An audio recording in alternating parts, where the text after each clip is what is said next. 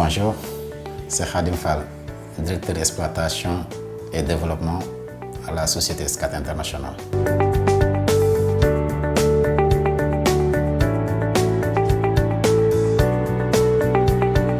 Dans le cadre réglementaire du contrôle technique de la construction, les textes sont régis par la loi et la norme. La loi SPNETA du 4 janvier 1978, où découle le contrôle technique, définit le contrôle technique comme une contribution aux aléas techniques susceptibles d'être rencontrés au cours d'une opération de construction. Comme la loi SPNETA également, la norme NFP 0300 définit les critères généraux pour la contribution du contrôle technique à la prévention des aléas techniques dans le domaine de la construction. Au Sénégal, le contrôle technique est régi par le Code de la construction qui a été promulgué par le décret numéro 2010-99 du 27 janvier 2010.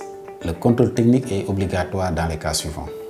Si nous avons un bâtiment recevant du public, le contrôle technique devient obligatoire. Si nous avons des bâtiments d'habitation à partir de 3 étages, le rez-de-chaussée et 3 étages, le contrôle technique devient obligatoire.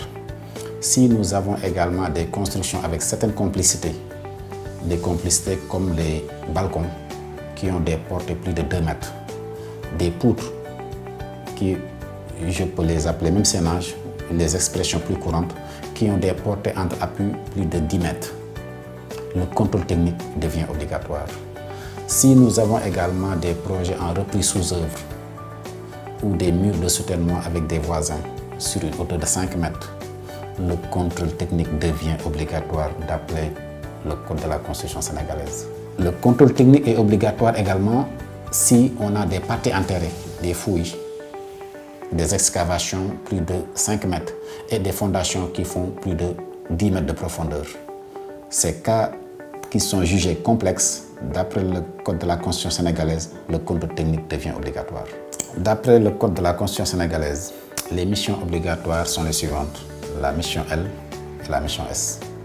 La mission L porte sur la solidité de l'ouvrage et la mission S concerne la sécurité des personnes. La sécurité des personnes, c'est les missions liées à la sécurité incendie et tout ce qui est lié aux installations électriques. En dehors des missions obligatoires, le maître d'ouvrage peut solliciter d'autres missions complémentaires.